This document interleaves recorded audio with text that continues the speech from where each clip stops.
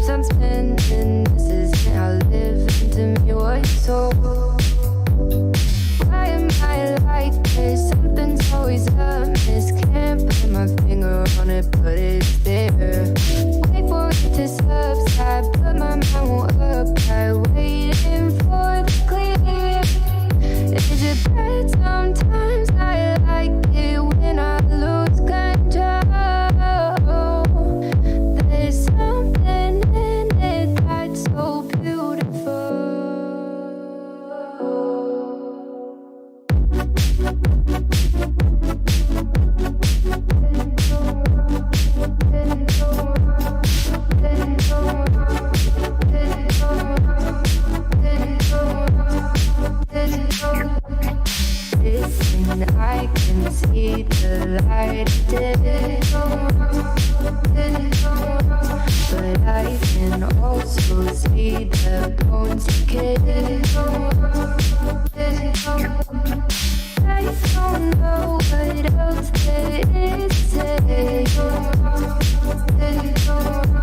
I'm doing my best not to run away. Sitting throwing rocks across the pavement, hoping it'll cave in and swallow me whole. Wondering how the world keeps on spinning, kinda scared of living when it unfolds. Hard to see the light when everything is dying, waiting for the clear. Thankful I'm alive, but terrified of dying. But hey, I'm still here. Is it bad? Sometimes I like it when I lose control. There's something in it that's so beautiful. Listen, I can see the light of day, but I can also see the bones decay. I don't know what else there is to say. I'm doing my best not to run away.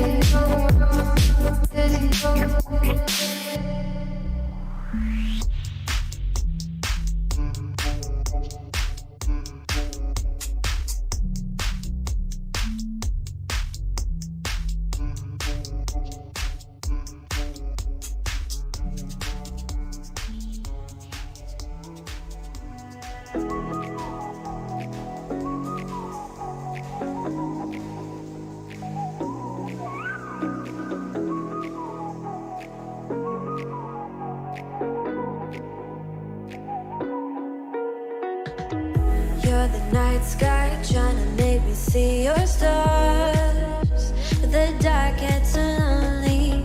Now I see violet, I can feel silence, and the dark's all that I see. When your stars have burnt out and your heart makes no sound, I'll find violet in your eyes. You'll always be my night sky.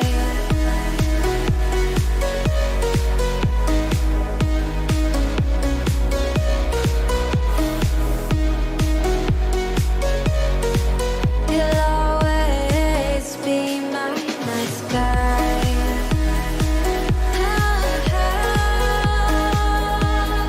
Be my night sky.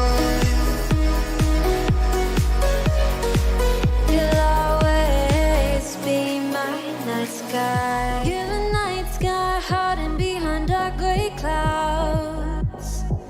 I can't figure you out now. I see all blue. There is so much cold in you, and the silence is so loud when you go.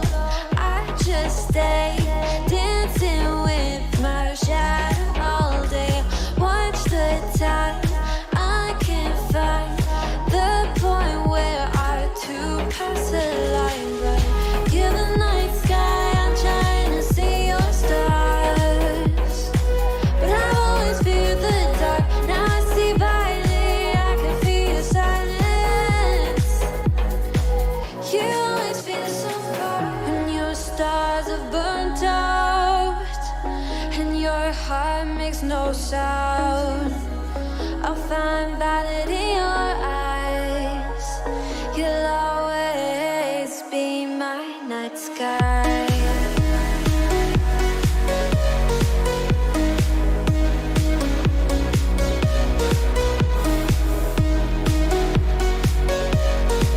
You'll always be my night sky.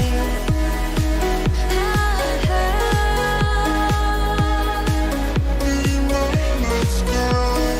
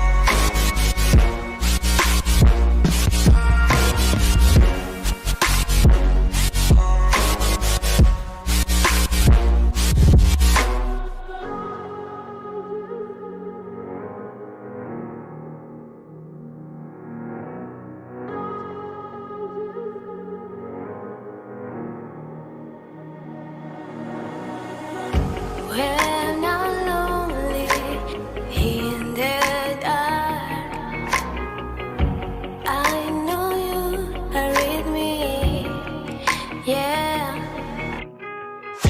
Don't you see that I need you so much? Don't you see that I love you so much?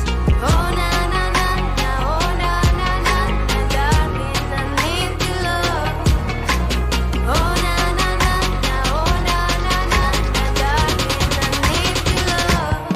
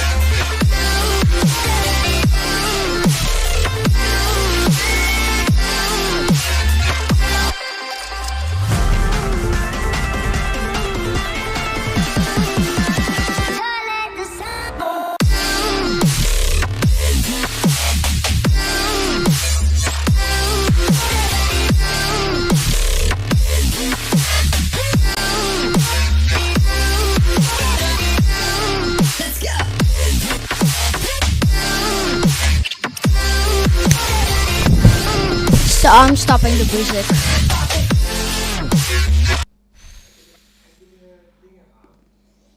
We're finally here. Okay, these.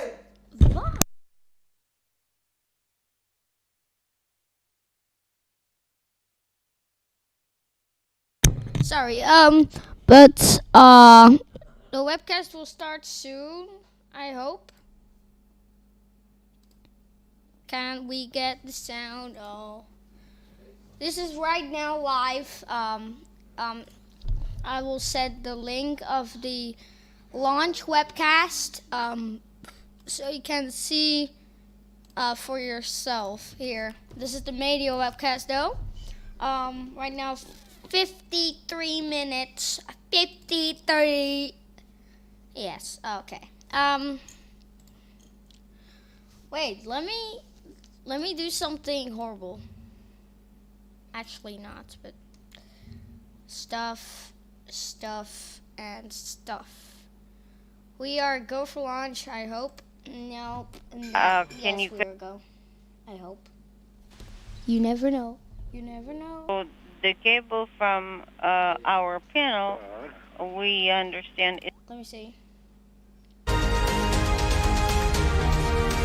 do that always. They have new thoughts. You're watching NASA TV. And then they go with this. Okay.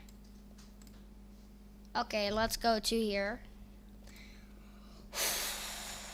Who's excited? I'm excited.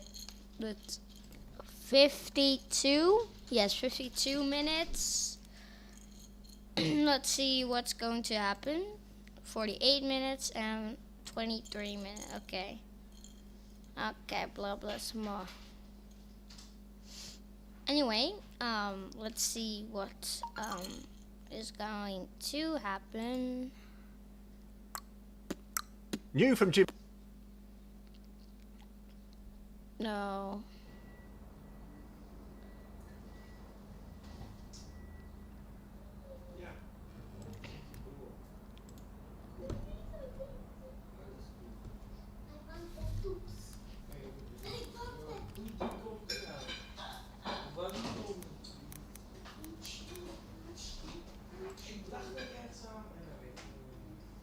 Ah! Oh wait, stop. As you see, good weather. So I think it's go for launch at this time. If you don't know what Crew Dragon is and you live under a stone, this Crew Dragon is a capsule. Actually, it will be with astronauts, but this is with cargo. Cargo is food and resupplies for engine, stuff.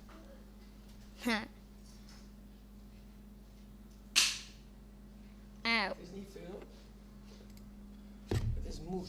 I got mission control. That is the mission control audio. There we go. So you maybe hear the audio of the launch.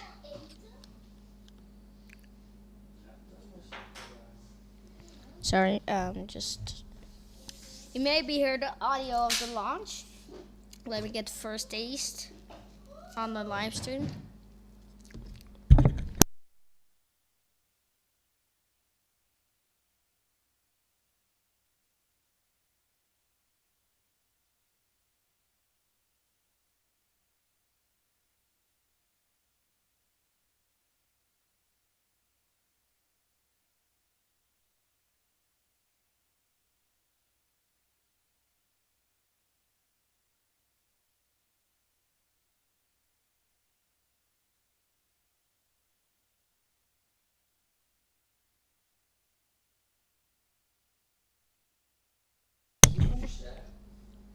Moose.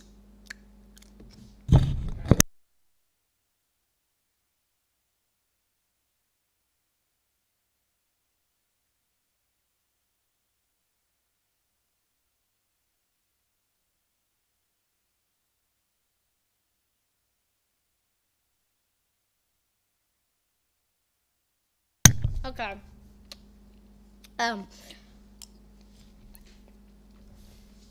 I'm gonna tell you right now what a Crew Dragon is. So like this.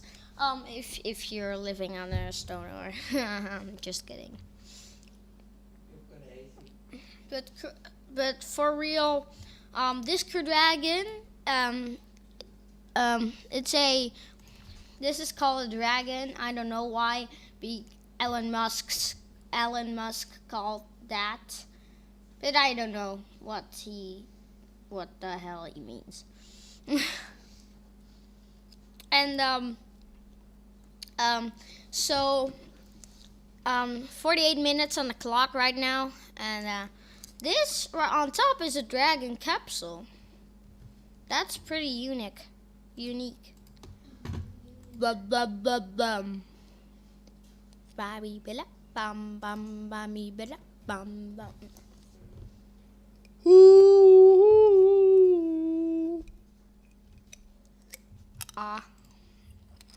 Okay, so right now, no, not anything on the countdown net.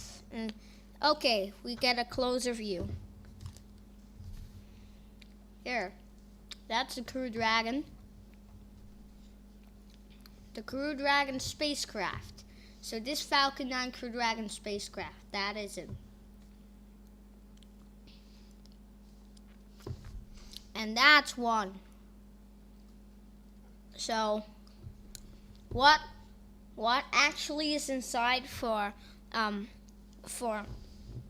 normal missions of this? It's actually astronauts, but this is not with astronauts. This is with cargo / food and experience for the International Space Station. And I hope in the future they do what they can do. I am very excited what's going to happen in the future. Going to Mars or not? Yes, and maybe choose.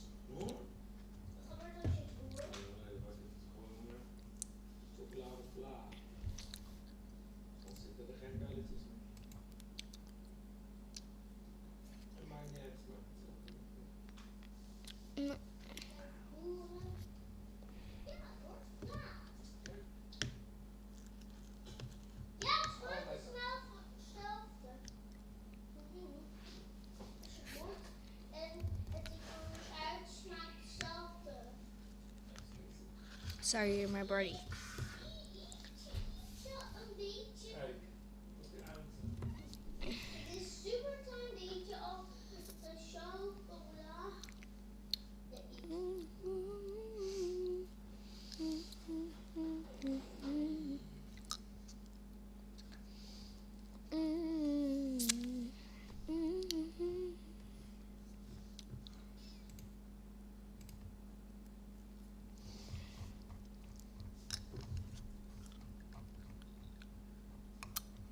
And there you see, 46 minutes for me, 45 for us. I think this is lag movements, but that's okay.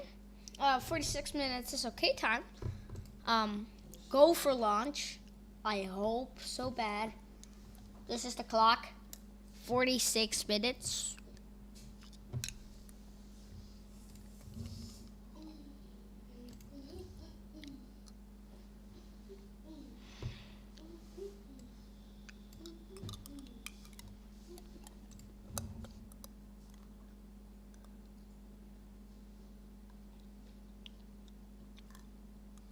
And evaluate the effects of spaceflight on the astronaut. Alan B. Shepard traveled the 59 feet up the gantry. The hatch was secured. For those who watched and waited, an even more basic objective was recognized. Our nation was about to meet the challenge of manned spaceflight.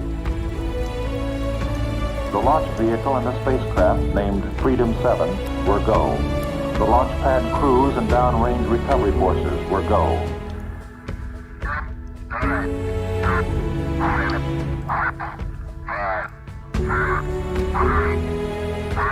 There it is.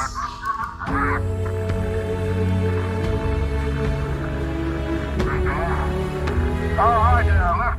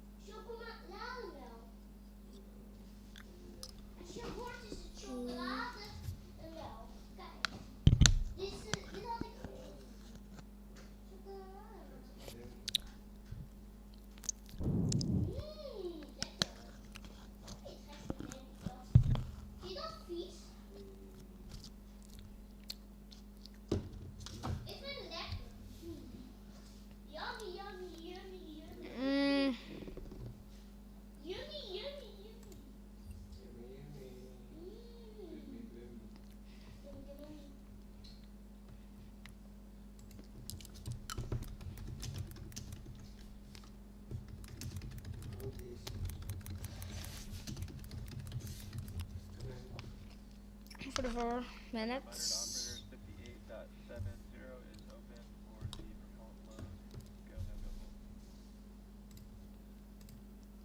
You don't really hear it.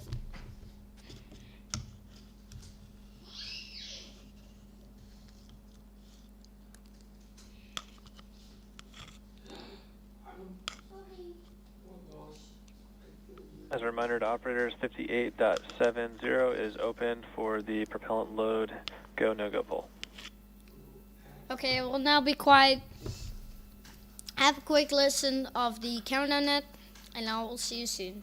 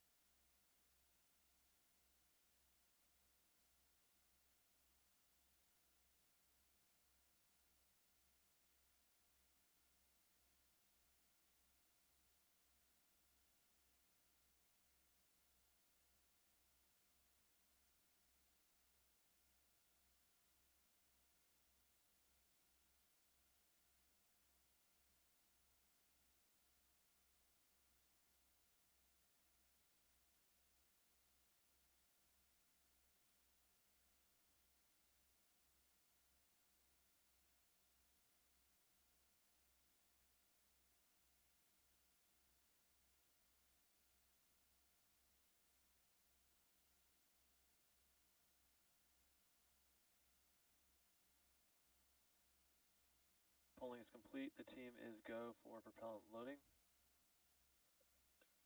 In the event of an urgent abort, operator shall call hold on the primary countdown net, countdown 1. Launch control will abort the launch auto sequence immediately, and operator shall proceed into the launch abort steps in 1.160. Otherwise, brief the CE or LD for non-urgent no-go conditions, and they'll approve aborting the auto sequence.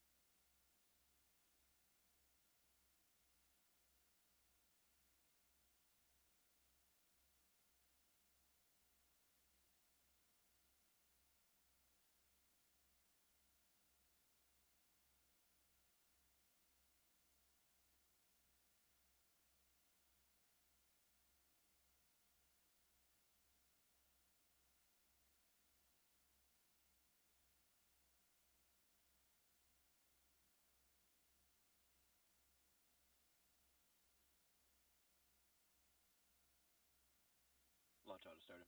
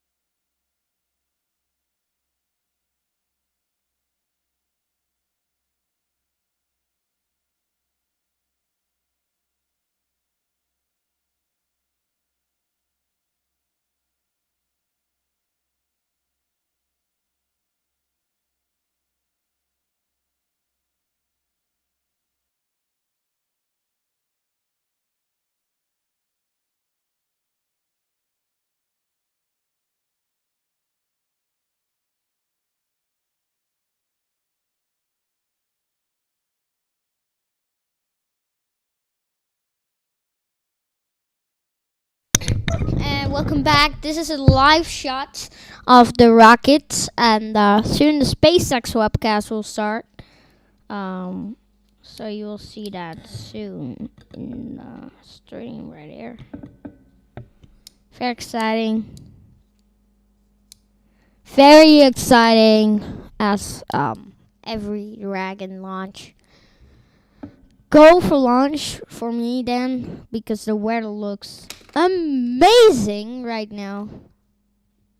And also, quick thing, I don't know why the webcast of SpaceX now already starts, but we are 31 minutes into the flight, okay? SpaceX, if you listen to me, you beginning a bit early, but that's okay. I don't care about that. Just do your thing. I don't think SpaceX will listen because I don't think SpaceX will see this.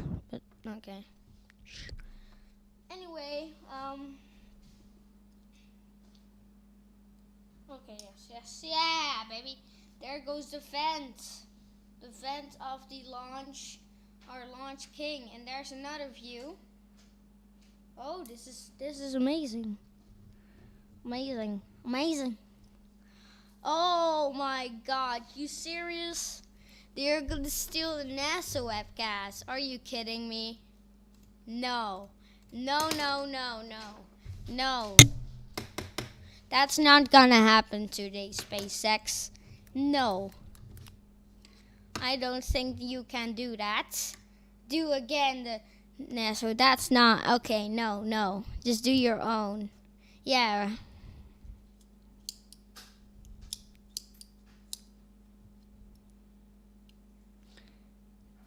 Oh my God.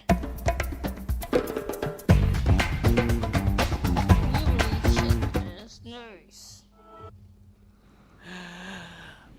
Indeed. Okay, they are also there at, and we're go. I hope go. I hope there's a go.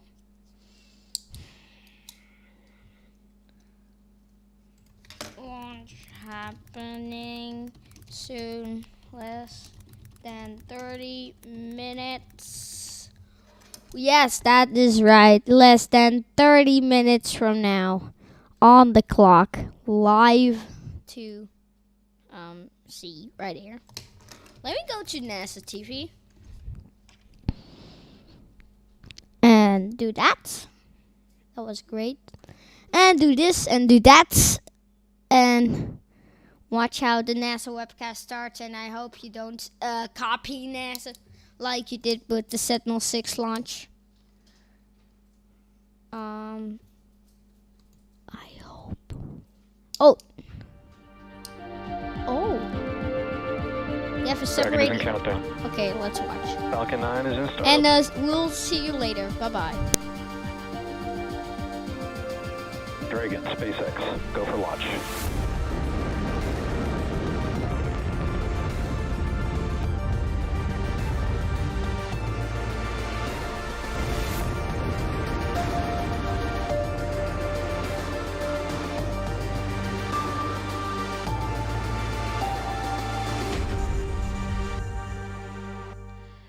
You're looking at a live view of the SpaceX Falcon 9 rocket and Cargo Dragon at Launch Complex 39A, set to lift off this afternoon to the International Space Station. Good afternoon and welcome to NASA's Kennedy Space Center in Florida. I'm Megan Cruz with NASA Communications. Today's cargo mission, known as Commercial Resupply Services Mission 22, is scheduled to launch at 1:29 p.m. Eastern Time.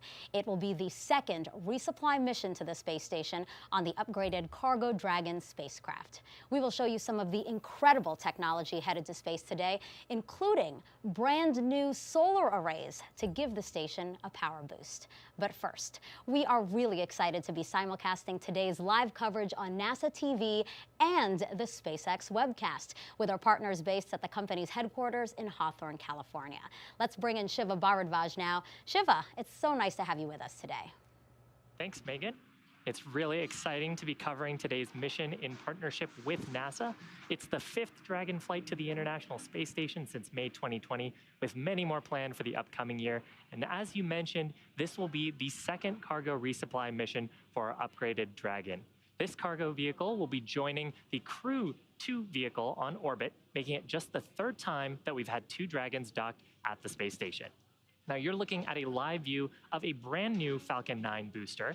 This is actually the first new booster that we're using this year, and the vehicle stands 229 feet tall, or slightly taller than a 21-story building.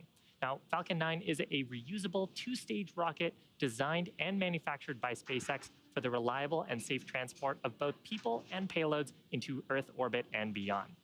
This Falcon 9 rolled out to the pad and went vertical on Tuesday, June 1st around 3 p.m. Eastern Time. And actually, just before the program started at around T-minus 35 minutes, we began loading propellants onto Falcon 9. Falcon 9 uses two propellants. The first of those is a fuel, a refined form of kerosene known as RP1 or rocket propellant 1. And for our oxidizer, we use super chilled liquid oxygen referred to as LOX. We chill the LOX well below the boiling point, which helps increase its density so we can load more of it into the first and second stages. Now, to start the engines, we also need an ignition source. For that, Falcon 9 uses a chemical igniter called TTAB. You'll see a characteristic green spark at around the T-minus 0 mark right before the rocket takes off. Now, the bottom 2/3 of the vehicle is what we refer to as the first stage. Its objective is to accelerate the vehicle through the Earth's atmosphere to space, and then it'll separate from the rest of the rocket. Today, we will be attempting to recover this first stage on our drone ship named Of Course I Still Love You. That's stationed out in the Atlantic Ocean. And if you've been keeping count at home, if we successfully land the Falcon 9 today, it'll mark our 86th successful landing of an orbital class rocket. Now, on top of the first stage, we have Falcon 9's second stage. It has a single Merlin vacuum or MVAC engine that ignites after the first stage separates. The second stage is ultimately what will carry Dragon into its intended orbit, allowing Dragon to then separate and then eventually for it to continue with its rendezvous to the International Space Station. Now, finally, at the very top of the rocket is the Dragon spacecraft. Dragon was designed from the beginning to be reused. This new version of Dragon was designed for up to 5 flights, while the previous version could only support 3. Just like today's Falcon 9, we're flying a brand new Dragon spacecraft, which we'll hope to fly again in the future. And a bit later on in the broadcast, I'll share some details on the advancements we're making with reusing certain aspects of the vehicle. Now, today is a cargo mission, and we are delivering nearly 7,000 pounds of cargo to the International Space Station. That includes critical material to support dozens of science and research You're looking at a live view of the SpaceX SpaceX on board the orbiting laboratory. To this day, Dragon remains the only spacecraft currently flying that's capable of transporting significant amounts of cargo to and from planet Earth. We'll get a little more into detail on what some of that research is later on in today's webcast. But first, why don't we check in at the launch site, Kennedy Space Center, with Marie. Marie, how are things over there? Hey, Shiva, nice to see you. Things are looking actually much better than they were just an hour ago at the launch site. If we could take a live look again at Launch Complex 39A, you can see some cumulus clouds in the area. Weather still standing at about 60% favorable for launch, and it's been trending in a better direction. In fact, just an hour ago, we had no-go conditions for weather. We were in violation of the cumulus cloud rule, but the threat seems to be diminishing at this hour. The weather team are watching a couple of cells south of Patrick Space Force Base. That's a little bit south of the Cape here, and they are headed north, but it's looking like it's not going to be a showstopper. So again, trending in the right direction. The threat of lightning remains low, so we are 60% go for weather, and that's been most of the chatter that we've heard so far in these last couple of hours. Technically speaking, we have heard SpaceX working no major issues. And again, we're looking live at the launch pad there. You can see some of that liquid oxygen venting off of the first stage Falcon 9 booster. One other really cool thing about this first stage booster, if SpaceX successfully recovers it and refurbishes it, this is the same booster slated to launch the next 4 astronauts to the International Space Station in October. Those will be NASA astronauts Raja Chari, Thomas Marshburn, Kayla Barron, and European Space Agency astronaut Matthias Maurer. So NASA's Commercial Crew Program folks watching this mission closely with particular interest in that first stage booster. So we have fueling again well underway. That began on the first stage at T-minus 35 minutes. We're standing by for fueling on the second stage at T-minus 16 minutes. And then as we move a little bit closer to launch, the Falcon 9 pre-launch engine chill will begin at T-minus 7 minutes, followed by the transition to internal power at T-minus 5 minutes. And that period, those last 5 minutes before launch, are what we call terminal count. And then as we close in on that final minute before launch, the propellant tanks will be pressurized for flight. The SpaceX launch director, Frank Messina, will verify whether the team is go for launch. And finally, we'll be standing by for liftoff at 1:29 and 15 seconds p.m. Eastern Daylight Time. And Falcon 9 has just that single second to launch today in order to rendezvous and dock to the space station as scheduled. That is tracking for approximately 5 a.m. Eastern Time, Saturday morning, June 5th. So we'll continue to keep an eye on the weather and give you an update as we get a little bit closer to liftoff. For now, Megan, back to you. Murray, thank you. All right, as promised, it's now time to check out some of the fascinating payloads packed inside Dragon today. We'll first look at some of the science experiments sponsored by the ISS National Lab.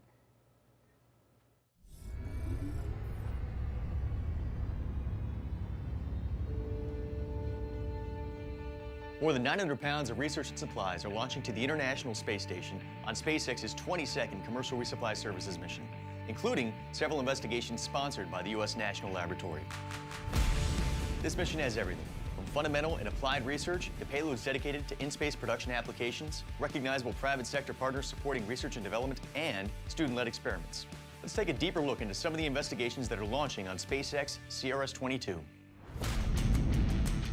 Colgate-Palmolive, the global household and consumer products company, will launch the first private sector oral healthcare investigation to the ISS on this mission. The project aims to identify the molecular characteristics of a healthy and diseased oral microbiome. The research team will study unique plaque pathologies in relation to oral health status, examining microgravity's effects on biofilm formation and comparing responses to common oral care agents. Results could help Colgate-Palmolive develop more effective products for consumers on Earth.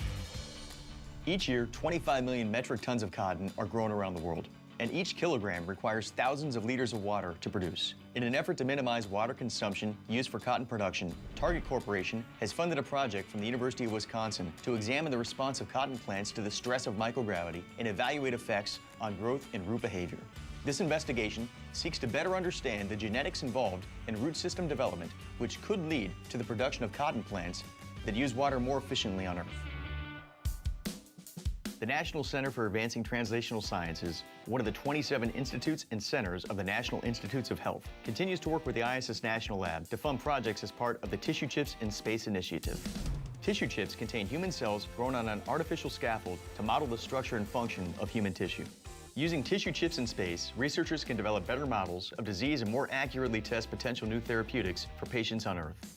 This mission includes a tissue chips in space investigation from the University of Washington. The research team will use tissue chip systems to model the human kidney to better understand kidney stone formation, the body's use of vitamin D, and a condition in which a person's urine contains unusually high amounts of protein. Pharmaceutical giant Eli Lilly and Company has a history of sending research and development to the orbiting laboratory. On this mission, the company will launch an investigation to examine the effects of gravity on the physical state and properties of freeze-dried pharmaceutical products. Results could help Lilly improve the chemical and physical stability of pharmaceutical products for patients on Earth.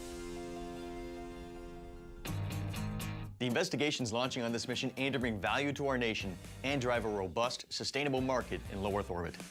To learn more about all the payloads on this mission that are sponsored by the ISS National Lab, and to learn about current opportunities to become part of the space station research community, please visit issnationallab.org. Now, you heard in that video about an experiment with cotton. Let's take a closer look at that one, because you might be amused by its name, TikTok. And no, it has nothing to do with the social media app TikTok. Here to help us understand the name and why this research is so significant is Principal Investigator Dr. Simon Gilroy. Dr. Gilroy, thank you so much for joining us. Oh, my pleasure to be here. Well, obviously, we've said TikTok. Your TikTok is different from the TikTok most of us know. So what is your TikTok? Yep, we definitely came second. So it's an acronym for Targeting Improved Cotton Through Orbital Cultivation. And what does that mean? What are you trying to do here? So we've got the opportunity to understand a little bit more about how cotton grows by growing it on the space station and doing the kind of experiments you just simply can't do when you're on the Earth. Mm-hmm. And how are you actually going to grow cotton on the space station, and how much of it are you trying to grow? All right, so cotton gets to be a really big plant, so we're not going to grow full-sized cotton plants, 6 foot tall. This is actually the chamber that we are going to send up. So there are 12 of these, which are going to go up onto the space station. Each one of them has 4 cotton seeds in there. And we've set it up so they'll actually germinate while they're on the station. And they'll fill this chamber after about 6 days. Wow, that's amazing. And so what exactly are you trying to figure out in space that can hopefully help us here on Earth? Cotton is an incredibly thirsty crop. It uses tremendous amount of water, hundreds of gallons just to make one t-shirt. And it also uses a lot of inputs like nutrients that the farmers have to add, pesticides, and a lot of those features of cotton, they are root traits. So they're things that, you know, the root takes up the water, the root takes up the nutrients. And so what we're hoping to do on the space station is learn a little bit more about how that root system develops, with the idea that if we can, very specifically for us, understand how gravity directs that root system to grow and spread throughout the soil, we might be able to target features there that then we can give that information to breeders, who will then be able to go down the road of improving cotton. Yeah, basically to make better cotton, right? Yeah, absolutely. That's amazing. How does it feel to have science going up to space today? I mean, it is an amazing opportunity. We've shot a couple of experiments up to the space station before. Every single time, it's a rush to see your stuff going up on the rocket. I got to ask you, why cotton? Cotton, partly because we have the opportunity to understand a little bit more about a really important economic crop with a big environmental footprint on Earth. So using the facilities of the space station to do things that we just could never do on Earth. And also, there have been a lot of plant biology experiments done by a lot of great researchers on the station, but on a relatively few species of plants. And so cotton is going to give us this fantastic tool to ask, how different is it from these other plants and how similar? What do all plants do when they're in space, and what does very specifically particular to each kind of plant? Doctor, I'm so excited to see what you find out. Thank you so much for joining us today. Great, thank you. Thank you. And one more notable payload I wanted to tell you about is the first satellite developed by the island nation of Mauritius. That's east of Madagascar, if you didn't know that. Its CubeSat, which is a small satellite about this big, will photograph the region and conduct experimental communication with other islands. So really cool there. Again, you know, just really fascinating payloads on today's mission. Now let's head back to Shiva for an update. Thanks, Megan. We're just under T-minus 15 minutes and counting to the liftoff of a Falcon 9 carrying Cargo Dragon on the next commercial resupply mission to the International Space Station. Now, as we talked about earlier, Dragon was designed with reusability in mind. To date, 9 of our cargo resupply missions have launched on flight-proven Dragon spacecraft. And while we have a history of reflying cargo vehicles and now crew vehicles with the successful launch of Crew 2, as of today, we will also reuse Dragon's heat shield structure for the first time. The heat shield flying today safely returned astronauts Bob Behnken and Doug Hurley to Earth on the Demo 2 mission last year.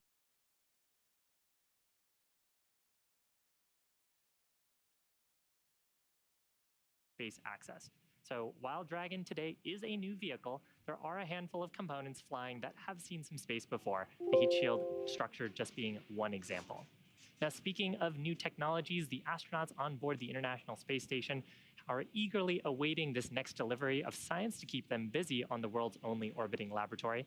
We had a chance to catch up with a couple of them to hear about the work they've been doing since they arrived safely on the Crew 2 mission back in April. Hi everyone. Welcome to the International Space Station. I'm Aki Hoshide, and we're here during Expedition 65, and I'm Megan MacArthur, one of the flight engineers for the mission. And you probably know we have a cargo mission coming up real soon, SpaceX 22. And I'm excited to see what that's going to be like. I think it's going to affect our pace and everything that we've got going on. Aki, you've seen this before. You captured actually the first cargo resupply mission from Dragon about 9 years ago. So tell me, what was that like? Yeah, 9 years ago. That's a long, long time ago. Well, that was my first time to actually capture a cargo vehicle with a robotic arm, and so it was a horrifying 2 minutes, you know, holding my breath and trying to capture it without making any mistakes. This Cargo Dragon will be actually a little bit different. So what's different about this one? This time it's just going to dock, so without the help of the robotic arm, it's going to automatically dock to the International Space Station. And of course, it will be similar to our crewed vehicle that we came up in, so everything should look pretty much the same. Just there won't be people, there'll be cargo and a lot of science experiments. Some of the science samples will arrive in powered payload lockers, so they can be frozen temperatures. But some of the samples will arrive in this cooler type of bag, which is called a double cold bag. It's a super insulated bag, and we put ice bricks in there along with the samples to keep them at the right temperature. So I'll show you what that looks like. Oh, looks like we have a stowaway. These are the ice bricks, and they can maintain a temperature between -32 and +37 Celsius. They're just room temperature right now, or I wouldn't be holding them with bare hands. But you can see we would fill that up with the ice bricks as well as the samples. We also send samples home this way, and they have a certain amount of time that they will stay at temperature before they're recovered by the team on the ground. You know I'm excited about the tardigrades. I told you about the water bears. Super excited about that. They're little microscopic creatures that can survive in extreme environments. And the cell science 4 experiment is looking at what can we see by looking at their genes? How do they survive and adapt to extreme environments? And then the hope is that that information can be used to look at stress factors in humans when we're living in space. Another one I think is really exciting that has benefits both for us in space but also on Earth is a new ultrasound experiment, the butterfly ultrasound, and it's looking at portable ultrasound technology with mobile tech. Some really exciting stuff that kind of covers a big spectrum. Yeah.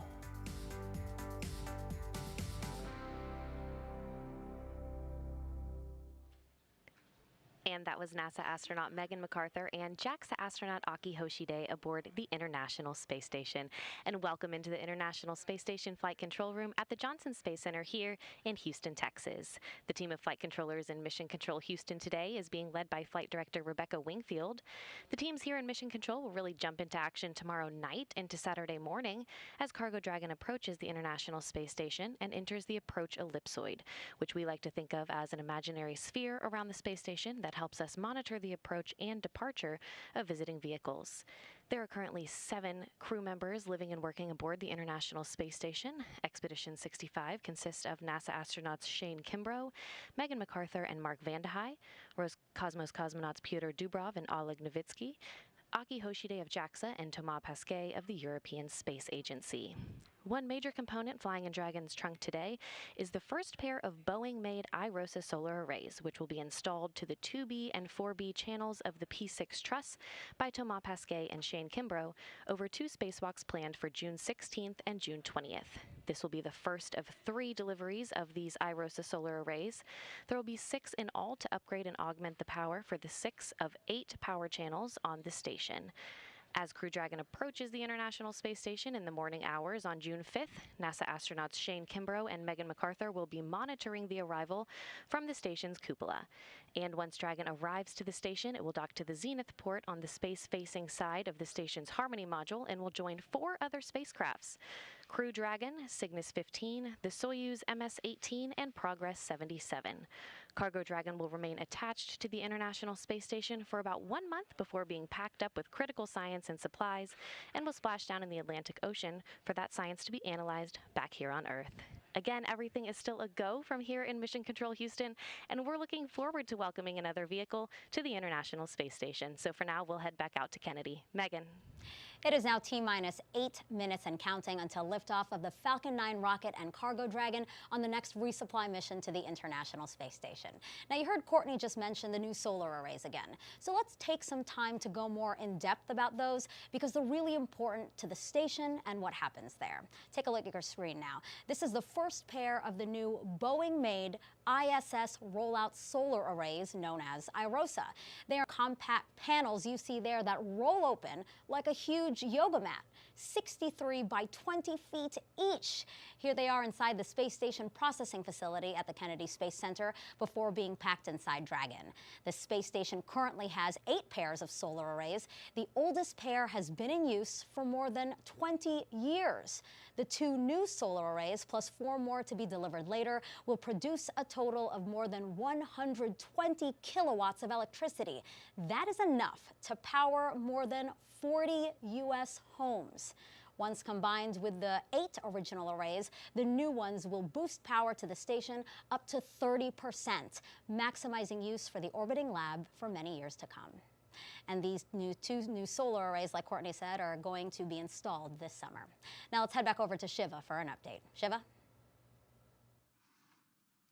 Thanks, Megan. We're just over T-minus 7 minutes to go. The SpaceX team currently working no significant issues with the vehicles. At this point, Rocket Propellant 1 fuel is nearly fully loaded on the first stage, completely loaded on the second stage. Liquid oxygen loading is underway on both of the stages as well, and that'll complete at about T-minus 2 minutes to launch. We're also loading helium gas into both of the stages. Falcon 9 uses helium as a pressurant, that's to backfill the propellant tanks as we consume liquid oxygen and RP-1 by the Merlin engines during ascent. Now, helium loading began before the webcast went live, and we'll continue to top it off until about a minute and a half before launch. Now, to make sure that the engine startup goes well, we also perform what's called engine chill. It started at about T-minus 7 minutes.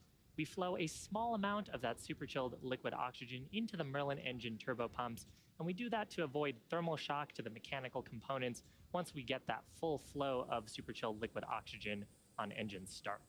Dragon also began its startup sequence at T-minus 35 minutes when it coordinated timing with the Falcon 9. It's currently undergoing a set of vehicle health checks, with its next major milestone happening just before liftoff when it'll transition to internal battery power. Now, the range is standing by, ready to support today's mission.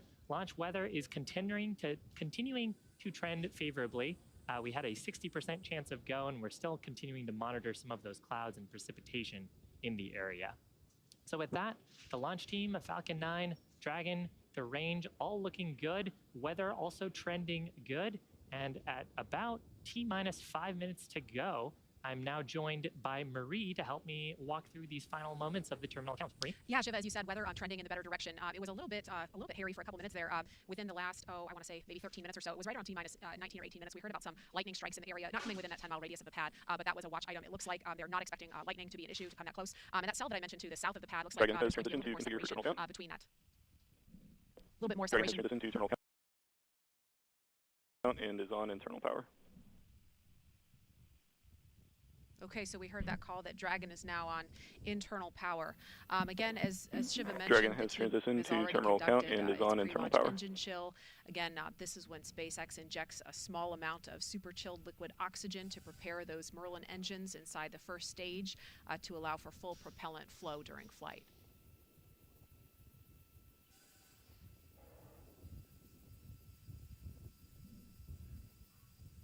And we can hear the hissing from some of that liquid oxygen venting off the side of the rocket as it meets that Strong back retract in progress. We just heard the call out there as well for strong back retract. The strong back is the truss structure next to Falcon 9 that provides propellants and power to the vehicle. So you can see the clamp arms are opening around the second stage, and the strong back will retract a couple of degrees away from the vertical position, helping to clear the way for Falcon 9's ascent. In these last few minutes, Falcon 9 is performing a set of health checks on its primary communications, avionics, and propulsion systems in preparation for flight. We'll continue to hear call-outs that the engines are sufficiently chilled in and for some of these milestones that are coming up next. And there you can see the strong back starting its retraction away from the vertical position.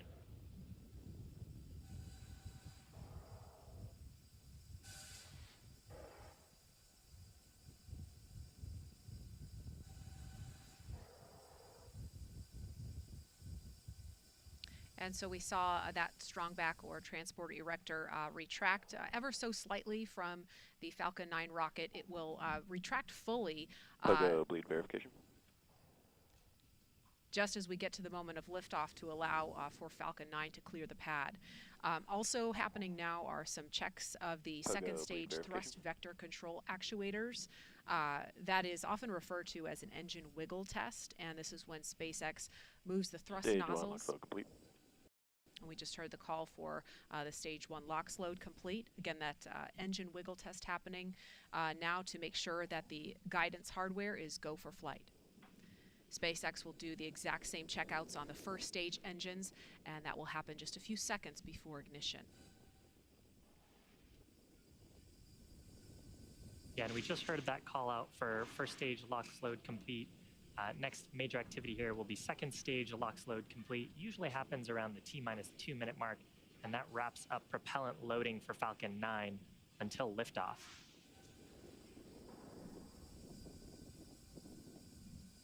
Dragon also continuing to perform final health checks Stage to make 2 sure LOX all load of complete. its systems are ready to go for Dragon is in ascent auto and idle. rendezvous. with the International Space Station, weather continuing to trend favorably as Dragon transitions into its ascent state.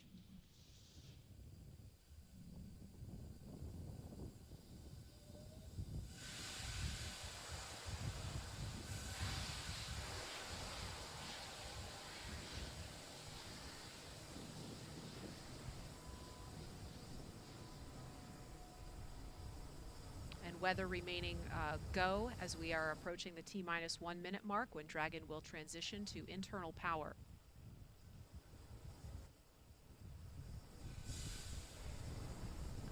Falcon 9's in startup. Dragon is in countdown.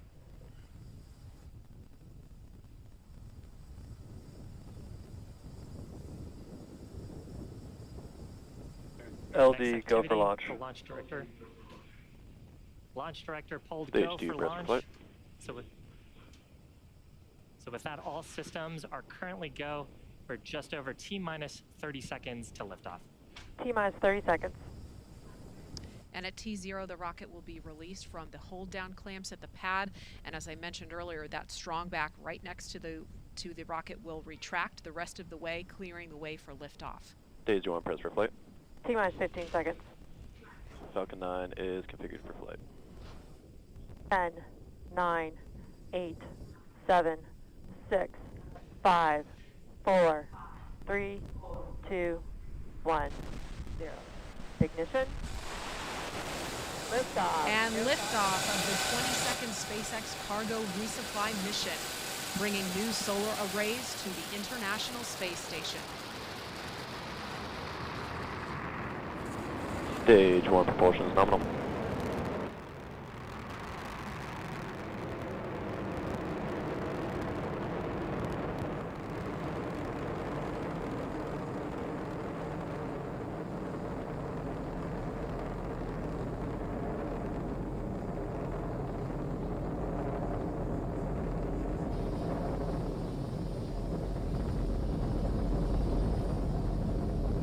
T-plus 40 seconds into flight.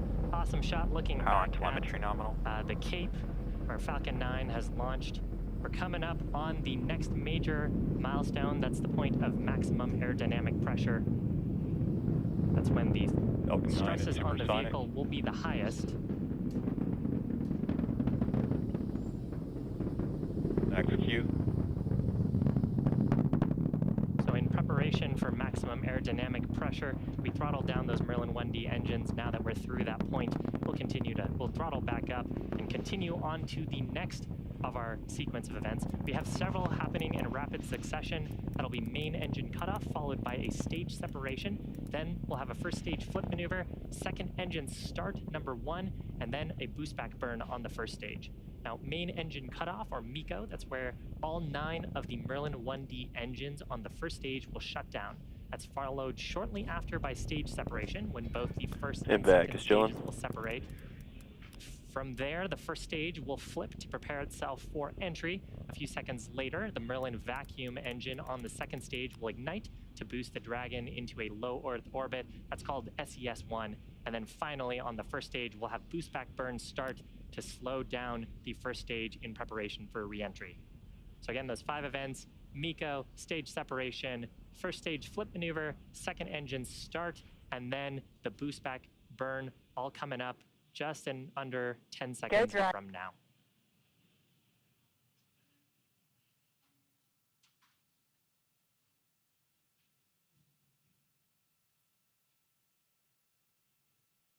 And MECO. Stage separation confirmed.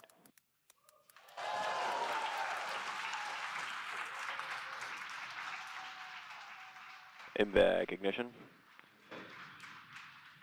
Stage 1 boost back startup. So successful Merlin vacuum engine startup. First stage has begun its boost back burn. That burn expected to last about 30 or so seconds. Here's a shot of the second stage Merlin vacuum nozzle. You can see it starting to heat up as we begin this burn. The second stage will continue to burn here for several minutes until about the T+8 minute mark.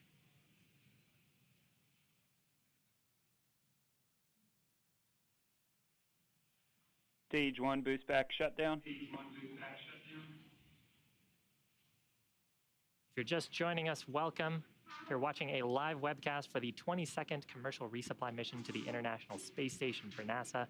This is SpaceX's 17th launch of the year, and we are flying a cargo configuration of our New Dragon spacecraft. On the right-hand side of your screen is the second stage, which is carrying the Dragon spacecraft into orbit. On the left-hand side of your screen, you can see Falcon 9's first stage with the grid fins extending. It just completed its boost back burn and is making its way back to our drone ship. Now, the rocket has to do more than just go up. It has to go sideways really fast. At liftoff, gravity is pulling straight down on the rocket, but as we ascend, we tilt the engines. That's called gimbaling, and that begins to turn the rocket horizontally. We're still going up, but we're also heading horizontally away from the launch pad. That maneuver is called a gravity turn. The rocket typically needs to go about 7.5 kilometers per second, or about 17,500 miles an hour, to avoid being pulled back down to Earth and to get into orbit. So that's what the second stage is doing right now. Now, the first stage, in order to make its way back to our drone ship, named, of course, I Still Love You, it has two more burns to do. First is an entry burn. It'll ignite 3 of its Merlin 1 engines. That'll help to slow it down as it re-enters the Earth's atmosphere. And then the next activity will happen much closer to the drone ship. That is the landing burn. Will ignite just the single center Merlin engine to bring the vehicle's speed rapidly down to 0. You can see the grid fins that are extended on the left-hand side of your screen. We use those for atmospheric control. They help steer the Falcon 9 to make sure we make our way back to that drone ship as we get into the thicker parts of the Earth's atmosphere. And you'll occasionally see periodic bursts of a white gas like that. That's our attitude control system, giving us little corrections to our attitude. The next major event coming up here for the first stage is entry burn. 3 of the Merlin 1D engines will ignite. Second stage burn continuing to look nominal. Second stage has a little ways to go. It won't be done with this burn until about the T+8 minute mark.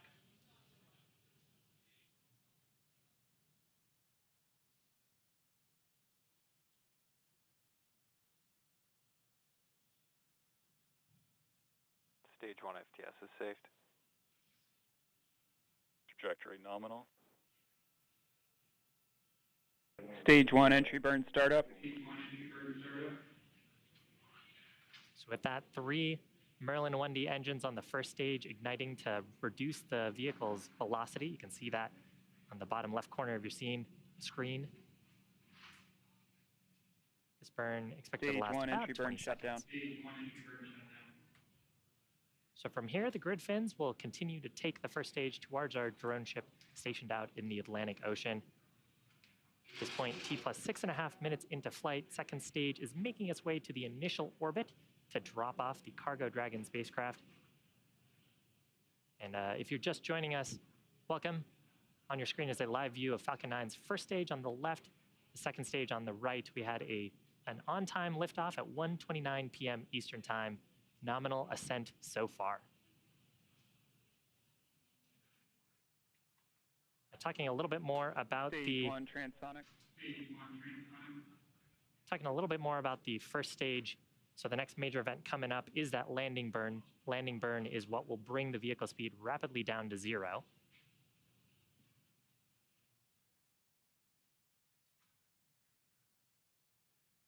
Amazing shots of the first stage during re-entry.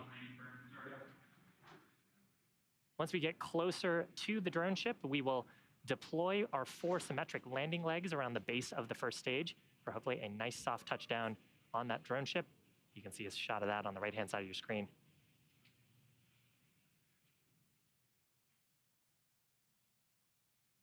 Stage 1 landing leg deploy.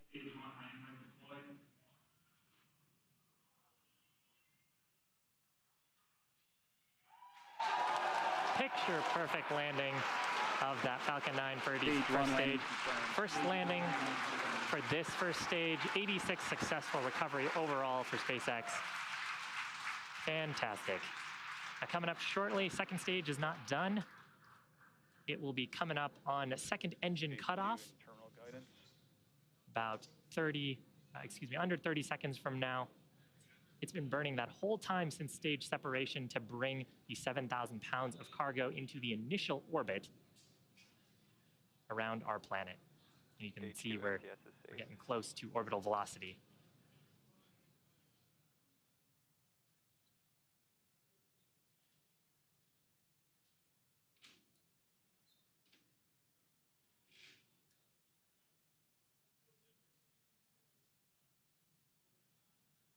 Expected loss of signal. Seco. Shutdown of the second stage engine. From here, we'll be looking at telemetry, make sure we are in the intended orbit. Nominal orbit insertion. Fantastic. So with that, the second stage has just one major task left. It is commanding separation of the Dragon spacecraft just a few minutes from now. Until separation, the second stage will be making some small adjustments during this coast prior to Dragon separation. And we're hoping to have video, there's some video, into the unpressurized cargo section of Dragon. This video from the top of the second stage. We got a good look there at the new rollout solar arrays that Cargo Dragon is bringing to the International Space Station. So separation of the Dragon spacecraft expected at about T+12 minutes. We have a little bit of a coast here for ground operators in mission control behind me to ensure that the vehicle is in the right configuration, that there's no conditions that we may want to watch out for after separation. But Dragon and the Stage 2 right now in orbit. And coming up after that separation event, which hopefully we'll get a view like this of Dragon gently floating away, the Dragon spacecraft will begin to perform some of its own checkouts. Dragon is equipped with 12 service section Draco thrusters that are used primarily for attitude control and proximity next to the space station. It's also got 4 Draco thrusters on the top of the vehicle underneath its nose cone that we use for our thrust maneuvers to help us rendezvous with the International Space Station.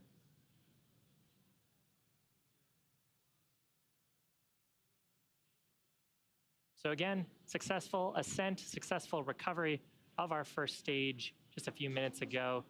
You're looking at a live shot into the Cargo Dragon unpressurized section from the second stage that is in orbit around our planet. Our next major activity coming up shortly, that is Dragon separation from Falcon 9's second stage.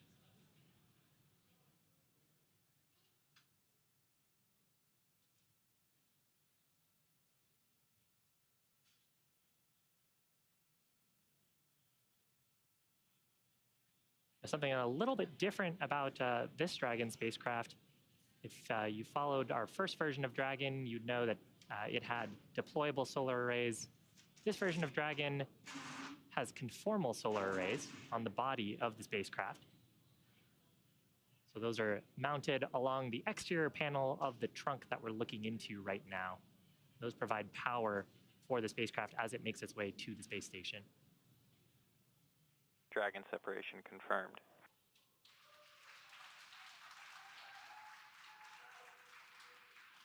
Lovely planet Earth on the left-hand side, Dragon floating away. You can see the rollout solar arrays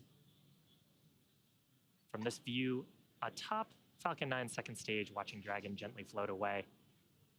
So again, activities coming up for Dragon. It will begin its service section Draco checkouts, followed shortly after that by the nose cone Expected loss of signal. opening. And that's going to complete my coverage here from Hawthorne. But why don't we check in with Courtney at the Johnson Space Center in Houston. Courtney?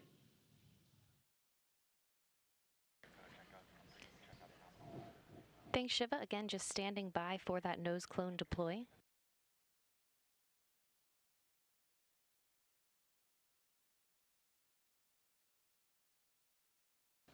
The nose cone deploy uncovers the 4 forward bulkhead thrusters, which Dragon will use for its major burn maneuvers coming up.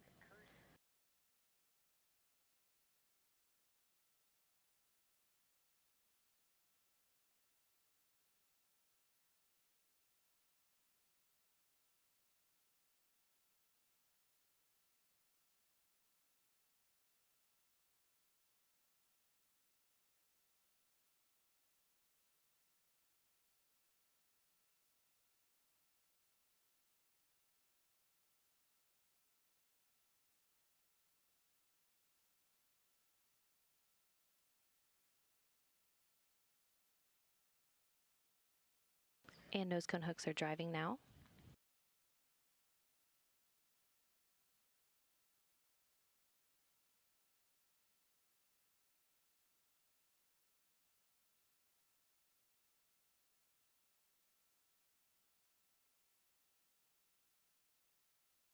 And the hooks are halfway open, again standing by for them to be fully open.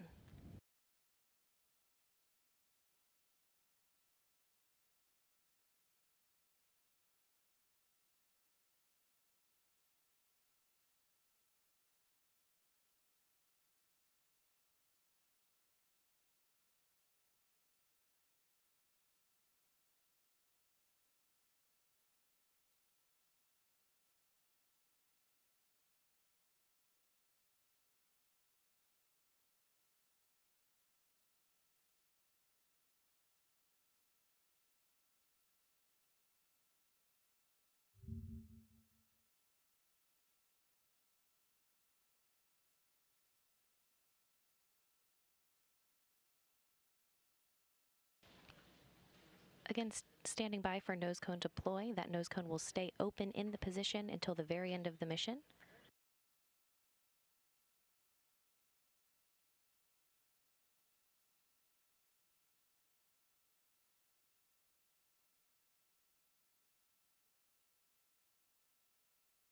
And the first set of nose cone hooks are open, and the second set are starting to open now.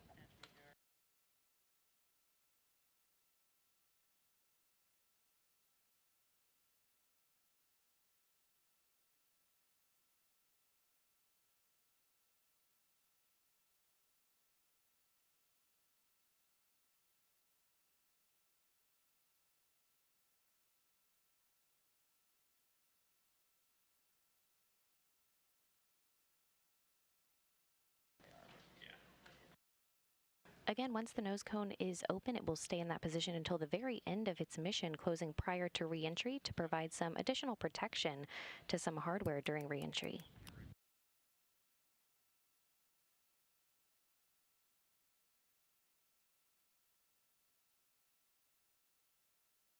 Expected loss of signal, Newfoundland.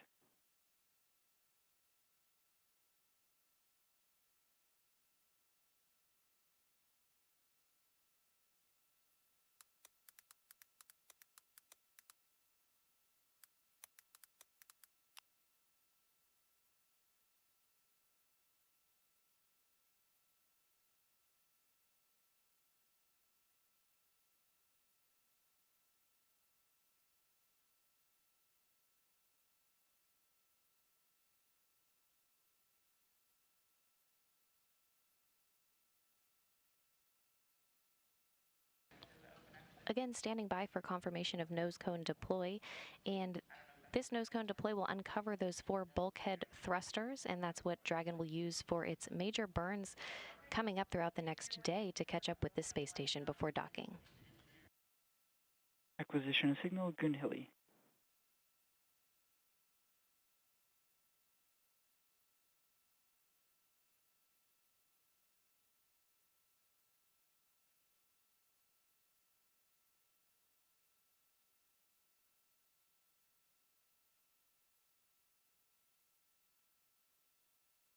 And the nose cone is opening.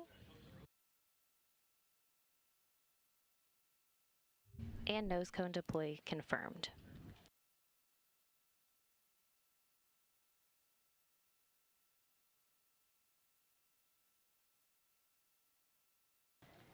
And with nose cone deploy now confirmed, now joining me on the phone is manager of the International Space Station Office for Systems Engineering and Integration, Jeff Arend.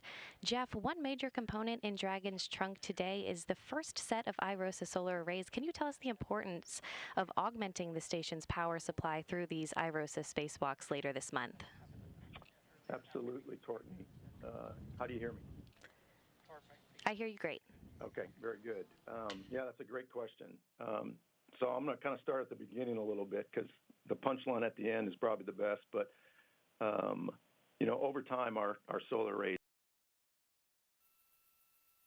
Vehicle is pitching downrange. 1, 0. Ignition. Liftoff. Go Falcon. Go Dragon.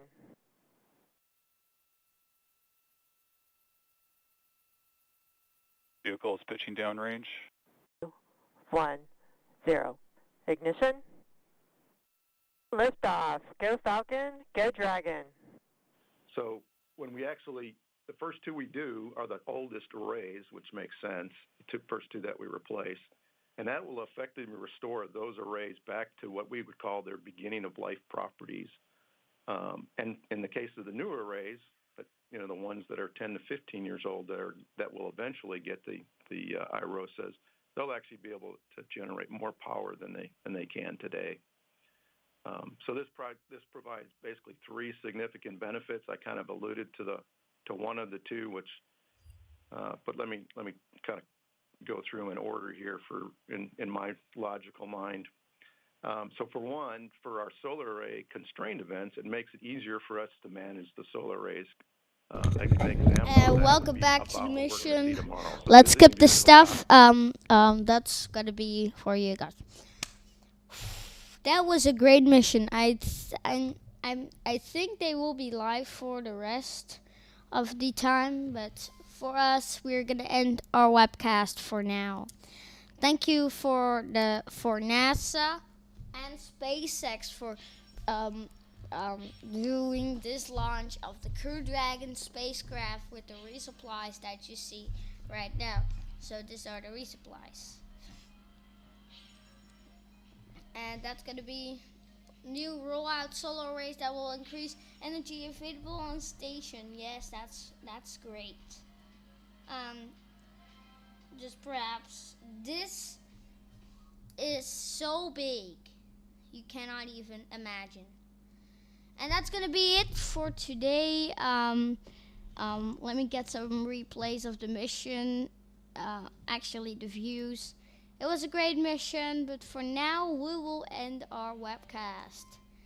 Thank you for everyone for watching, and I will see you next launch of the Falcon 9 or another mission from the Russian or others. Anyway, have fun and have a great rest of your day. Bye-bye. I'm gonna watch it. I'm gonna watch the rest. Thank you for watching.